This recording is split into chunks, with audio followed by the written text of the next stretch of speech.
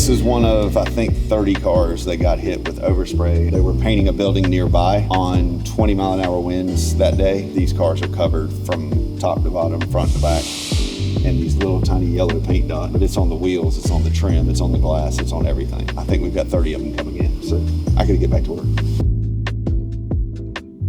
We're trying out a clay towel on this overspray car.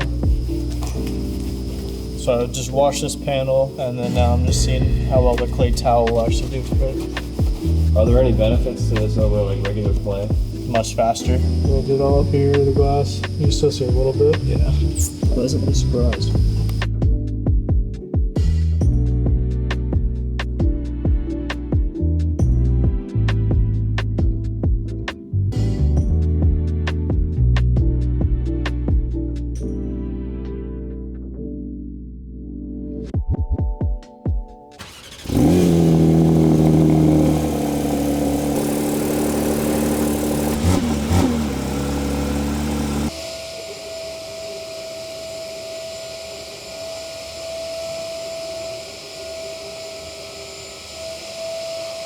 Pro tip, you never want to glob a bunch of paint in there on your first attempt. Very thin coats and build it up that way.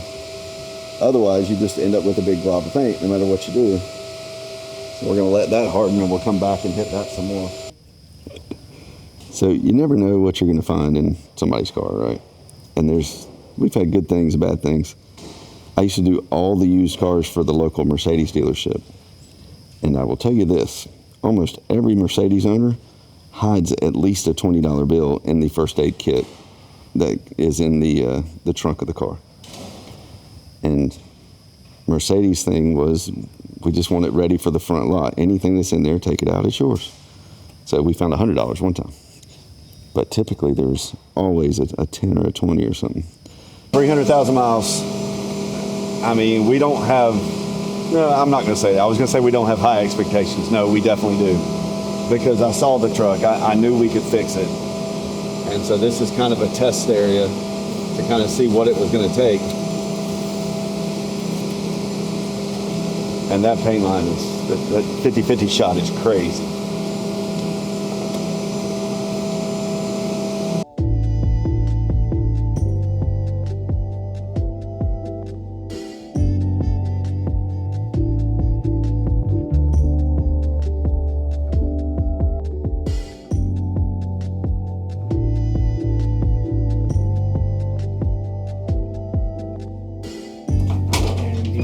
I'm good at pushing buttons with remote.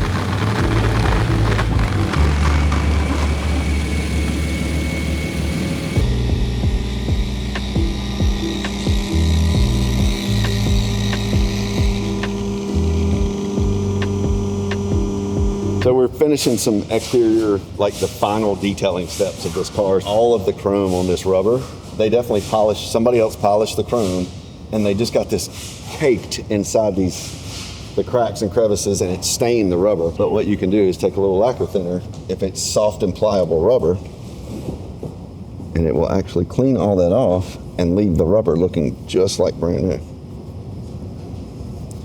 And it's funny, I mean, little things like this, again, make all the difference. I've been doing this so long that I used to say that the best looking cars look like they've never been buffed and detailed. They just look like they've always looked like that. And this is kind of what I'm talking about. You don't see any remnants of where somebody has, spent hours and hours to make it look like that. It just looks like that's the way it's always looked. It looks brand new or better than new.